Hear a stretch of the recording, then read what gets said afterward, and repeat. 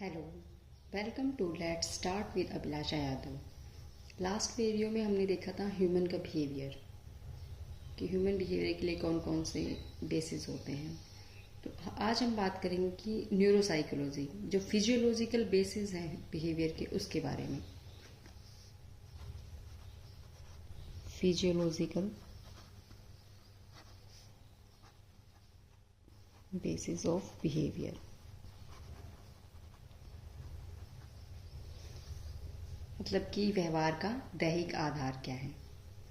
कोई भी जीव है या कोई ऑर्गेनिज्म है, जब किसी भी स्टिमुलस के प्रति उसे रिस्पॉन्स करना होता है तो उसके लिए ये जरूरी है कि वो रिस्पॉन्स मैकेनिज्म को फॉलो करें। तो रिस्पॉन्स कैसे करेगा कि किसी चीज़ को कैसे रिसीव कर रहा है, कोई इन्फॉर्मेशन है उसके पास तो उसको कैसे रिसीव कर रहा है, उसके प्रति अपना रिस्पॉन्स दे रहा है, कैसे उसे एडजस्ट कर रहा है। तो इसमें सबसे पहले आता है कि receptor cell. Receptor cell receptor cell का मतलब होता है ग्राहक कोशिका। ग्राहक कोशिका का मतलब होता है जो विशेष तरह की कुछ जो स्टिमुलस होते हैं उनको अराउज करती है, या उनसे जो अराउजर मिलता है उनको रिसीव करती है।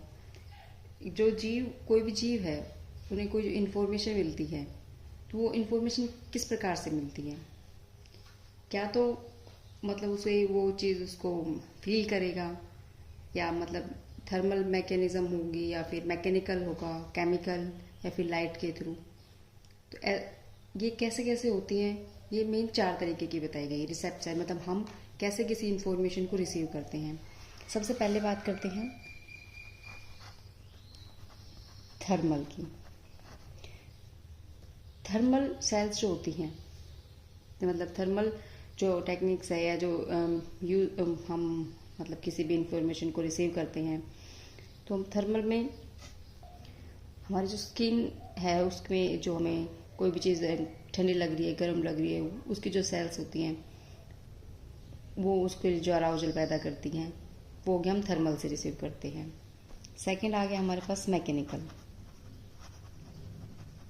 मैकेनिकल का मतलब होता है यांत्रिक, मतलब हम कोई चीज़ सुन रहे हैं या फिर बैलेंस बना रहे हैं, वो ये जो सेंसेशन हमें मिलती है वो मैकेनिकल के थ्रू मिलती हैं। नेक्स्ट है केमिकल। केमिकल का मतलब होता है रासायनिक। केमिकल में जैसे हम कोई टेस्ट है या किसी चीज़ को स्मेल कर रहे हैं, या फिर कोई भी केमिकल सेंसिटिविटी है, उसके लिए जो सेल्स होती है जो इन्फॉर्मेशन को रिसीव करती हैं, वो हो गया केमिकल। और 4th नंबर पे आता है लाइट रिसेप्टर। लाइट रिसेप्टर हमारी आंखों पे जो रोशनी पड़ती है, जिसमें रोड सेल्स और कॉन सेल्स होती हैं, तो वो हम लाइट रिसेप्टर के थ्रू रिसीव करते हैं।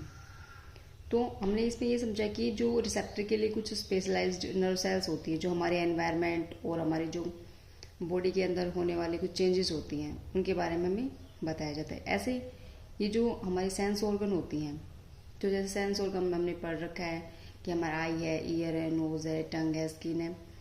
इनके अलावा अब जैसे कुछ होते हैं जिसमें हमें मतलब एक होता है, इसके बारे में समझेंगे हम। एक होता है एक्सटीरोसेप्टर। एक्सटीरोसेप्टर मतलब कि बाह्य ग्राहक, मतलब जैसे नाम से फील हो रहा है कि जो बाहर वाली चीज़ें हैं, जैसे कोई भी हमें एक्यूटेनिस पेन हो रहा है, जैसे हमारे स्किन पे पेन है या प्रेशर पड़ रहा है, तो जो हमारे शरीर की जो स्किन होती है उस पर जो रिसेप्टर होते हैं, उन स्टिमुलस के प्रति जो रिस्पॉन्स करते हैं, जैसे बॉडीली मूवमेंट्स के रूप में जो रिस्पॉन्स किए जाते हैं, वो एक्सटीरियर रिसेप्टर हो गए। एक आता है एंटीरोसेप्टर। एंटीरोसेप्टर मतलब कि पता चल रहा है इंटरनल चीज़ें हैं ये, कोई ऑर्गेनिक पेन, जैसे हमें मतलब बॉडी के अंदर कोई पेन फील हो रहा है, ऐसे जो रिसेप्टर होते हैं ये शरीर के अंदर प्रेजेंट होते हैं। जैसे कि हमारा कोई डाइजेस्टिव सिस्टम में कोई प्रॉब्लम हो गई, जैसे स्टिमुलस, जो हमें स्टिमुलस मिल रहा है उसके प्रति हम रिस्पॉन्स ढंग से नहीं कर पा रहे क्योंकि वहाँ पे कोई प्रॉब्लम है, तो वो गया एंटीरोसेप्टर में। नेक्स्ट आता है हमारे पास नोजिसेप्टर। नोजिसेप्टर का मतलब होता है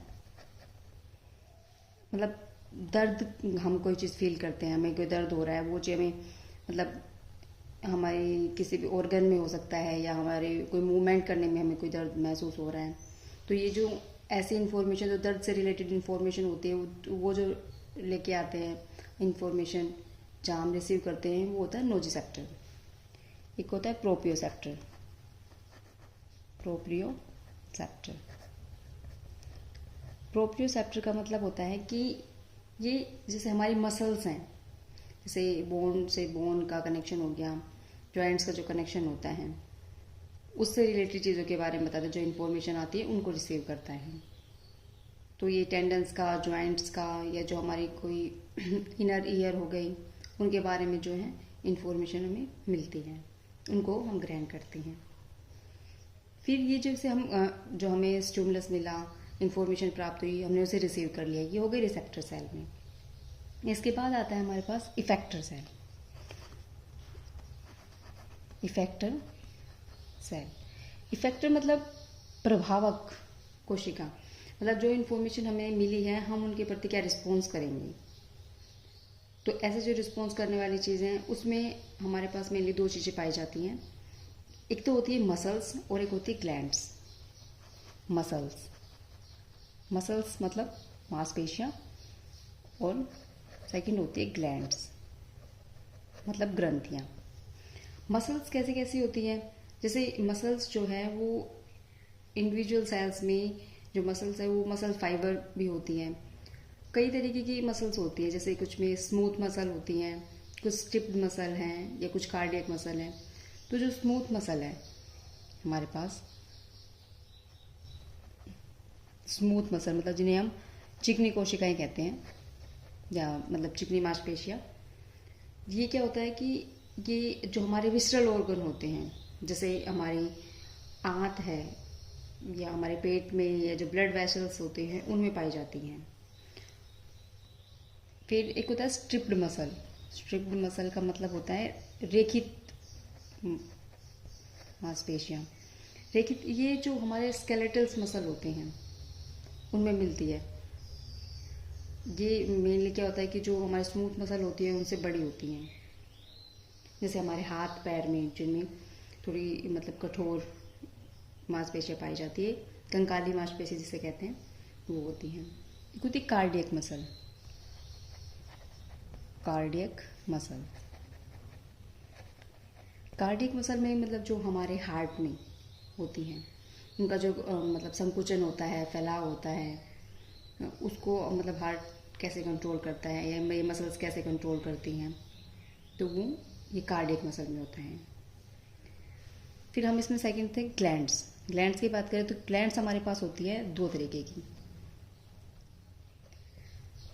एंडोक्राइन ग्लैंड्स और एक्सोक्राइन ग्लैंड्स।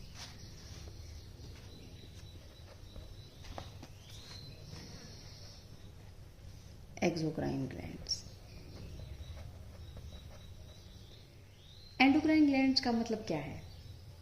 एंडोक्राइन ग्लैंड से मतलब ये पता चल रहा है कि अंदर कोई चीज़ है, हमारे जो शरीर के अंदर कुछ जो अंतःस्रावी ग्रंथि होती हैं, जिनके अंदर कोई मतलब नली नहीं होती, ये नलिका विहीन ग्रंथियाँ होती हैं, वो होगी एंडोक्राइन ग्लैंड्स।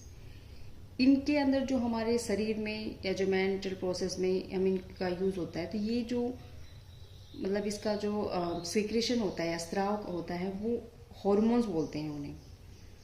ये जैसे एपिथेलियल टिश्यू से जैसे हम आगे समझेंगे कि क्या क्या यूज़ होते हैं इनके। तो ये हो गया हमारा एंडोक्राइन ग्लैंड्स।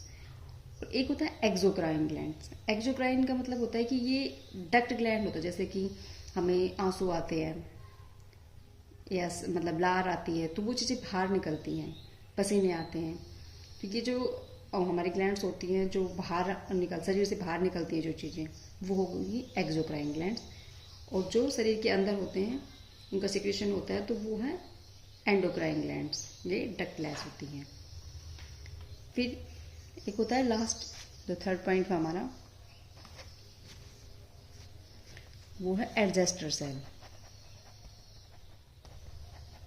एडजेस्टर सेल का मतलब होता है कि जो हमें रिसीव किया है कोई चीज़, जिसमें रिसेप्टर सेल्स हैं और हमारे जो इफेक्टर सेल है, इनको आपस में जोड़ती हैं कि जो हमें इंफॉर्मेशन मिली है वो आगे जैसे इफेक्टर सेल तक जाने के लिए ये उनको कनेक्शन बनाती है। और जो सेंट्रल नर्वस सिस्टम है उसमें इनका रोल होता है।